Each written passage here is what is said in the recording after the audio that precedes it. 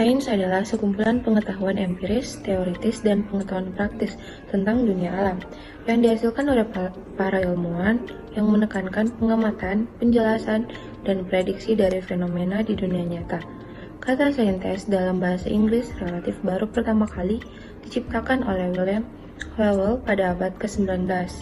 Sebelumnya, orang yang menyelidiki alam menyebut diri mereka sendiri sebagai filsuf alam. Sejarah sains adalah studi tentang sejarah perkembangan sains dan pengetahuan ilmiah, termasuk ilmu alam dan ilmu sosial. Sejarah seni dan humaniora disebut sebagai sejarah filologi.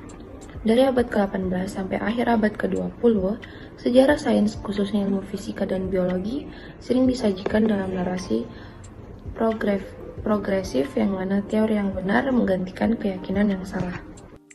2. Sejarah perkembangan sains dari masa ke masa. Sains di masa manusia purba. Human and Nature dalam namanya mencatat bahwa manusia purba sudah mengembangkan teknik berburu dengan cukup baik. Mungkin pengetahuan mereka masih terbatas dalam membuat alat-alat berburu yang efisien.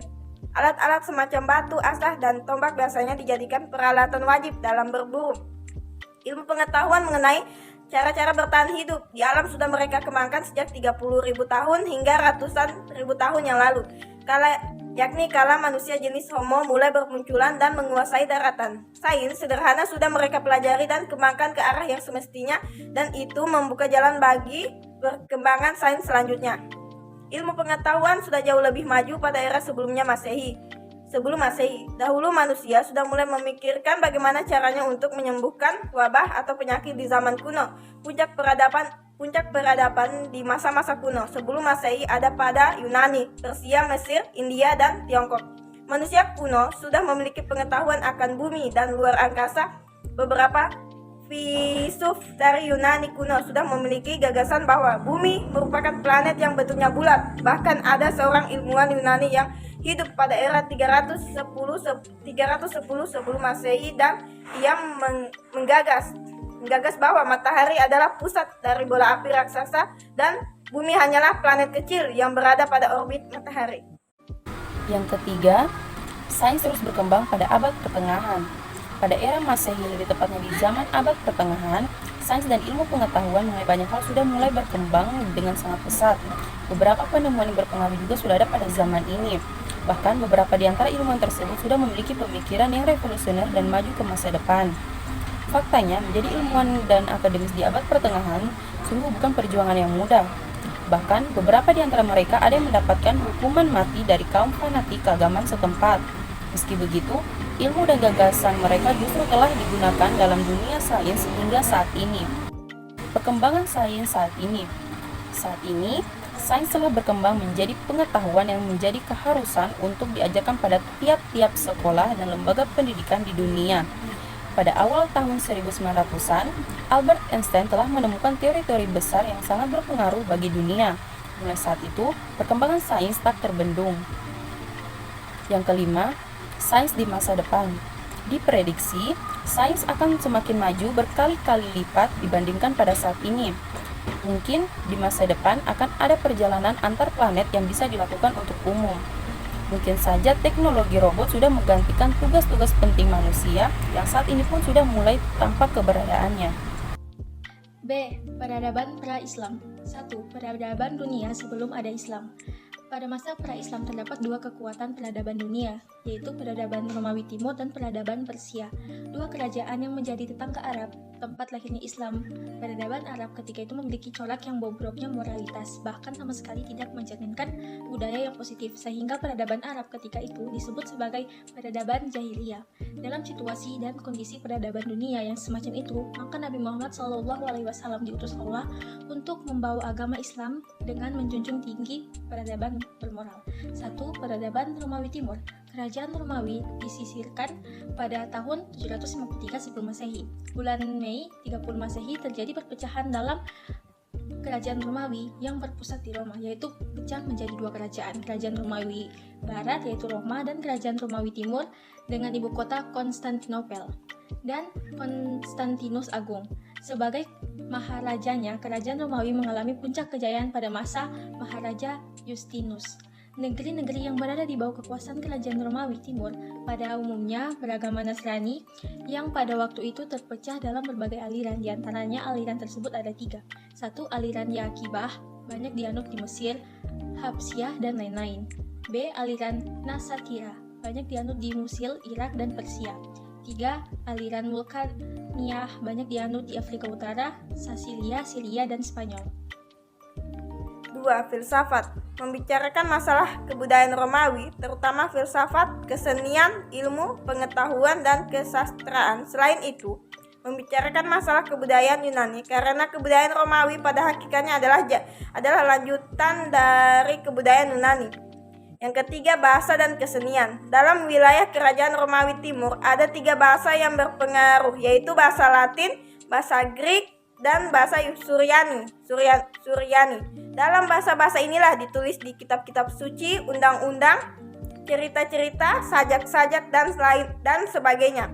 Kesenian dan kesastraan biasanya timbul kira-kira pada abad ke-5 dalam Kemaharajaan Romawi Timur. Kesenian ini berkembang terus di Rusia dan Balkan. Kesenian Romawi sangat maju pada masa Kaisar Yustianus dan pengganti-penggantinya, dan meluas sampai ke Italia Utara. Patung-patung sangat banyak dibuat orang-orang. Peradaban Persia. Kerajaan Persia merupakan saingan dari kerajaan Romawi Timur, di mana diantaranya kedua kerajaan tersebut terus-menerus menjadi peperangan karena masing-masing ingin merebut daerah kekuasaan dan pengaruh. Selain itu, permusuhan antara dua kerajaan tersebut berlangsung sehingga keduanya mengalami kemunduran dan kehancuran. Hal tersebut berlangsung sampai dengan datangnya agama Islam, di mana pada akhirnya kedua superpower pada waktu itu menyerah karena kalah kepada kebenaran Islam. 1. Agama. Masyarakat Persia lama cenderung untuk menyembah berbagai alam nyata seperti langit biru, cahaya, api, udara, air, yang semua makhluk itu mereka anggap Tuhan. 2. Bahasa. Pada waktu pemerintahan dinasti Sasanid, yang menjadi bahasa Persia resmi yaitu bahasa Pahlavi, dan juga menjadi bahasa kitab suci mereka, Avesta. Oleh karena itu, pengaruh kitab agama ini dalam memelihara dan memperkembangkan bahasa Pahlavi besar sekali. Sastra Persia dalam bahasa Pahlavi sedikit sekali yang bisa tersisa, karena sastranya pada umumnya bersemangat agama yang berkeyakinan dua Tuhan. Karena itu, Islam menggantikan bahasa dan huruf Pahlavi dengan bahasa dan huruf Arab yang masih tersisa dari bahasa dan huruf Pahlavi itu, yaitu batu tertulis, sejumlah peraturan dan kerajaan Sasanid mengenai perkawinan, perbudakan, dan lain-lain. 3. Kesenian. Hasil seni Persia yang paling kuno yaitu keramik, patung-patung, berbagai perabot dan perunggu, dan lain-lain. Seni lukis dan arsitektur. Peradaban Arab Jahiliyah. Jazirah Arabia adalah tempat lahirnya agama Islam dan kemudian menjadi pusat Islam, merupakan pusat dari peradaban dan kebudayaan Islam. Oleh karena itu, perlu dijelaskan mengenai keadaan geografi, penduduk, politik, ekonomi, dan sosial, bahkan agama sebelum lahirnya agama Islam. Pertama, keadaan negara Arabia. Negara Arabia terletak di sebelah barat daya Asia dan merupakan semenanjung yang dikelilingi laut dari 3 jurusan, Laut Merah, Lautan Hindia, dan Teluk Persia. Kerajaan-kerajaan Arab. Sebelum Islam di negeri Jazirah Arab telah berdiri beberapa kerajaan yang sifat dan bentuknya ada 2 macam. Yang pertama, kerajaan yang berdaulat tetapi tunduk kepada kerajaan lain, mendapat otonomi dalam negeri.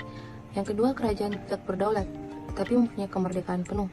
Ini lebih tepat disebut induk suku dengan kepala sukunya. Ia memiliki apa yang dimiliki oleh kerajaan-kerajaan yang sebenarnya.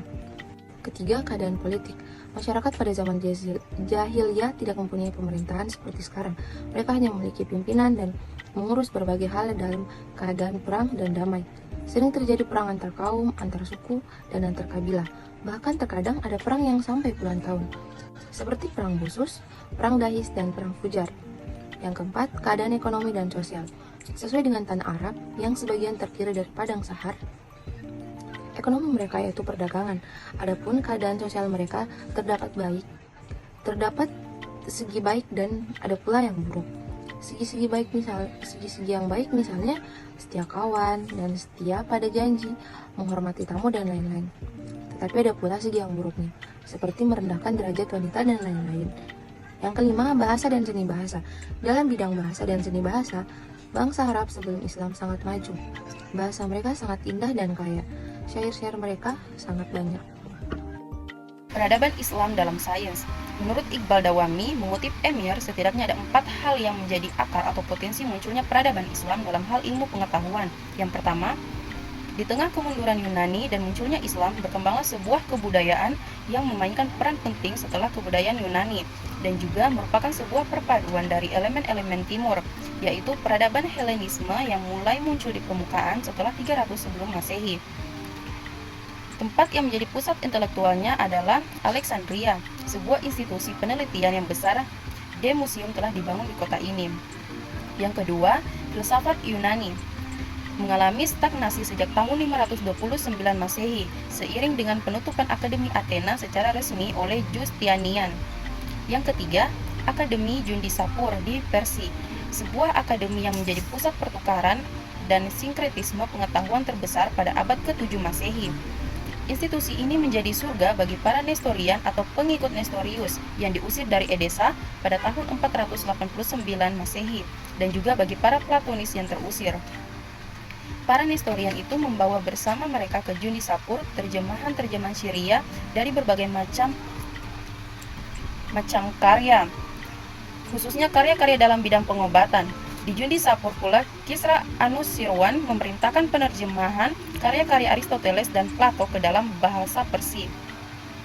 Yang keempat, aktivitas para Nestorian. Pada pertengahan pertama abad ke-5 Masehi, Pendeta Suriah Nestorius dipecat dan diusir dari kota Antioch ke wilayah Arab dan kemudian ke Mesir. Para pengikutnya dengan tulus dan penuh dedikasi mereka pindah sambil mengajarkan ilmunya ke wilayah timur, tepatnya kota Edessa, di mana terdapat sebuah akademi kedokteran yang sedang berkembang.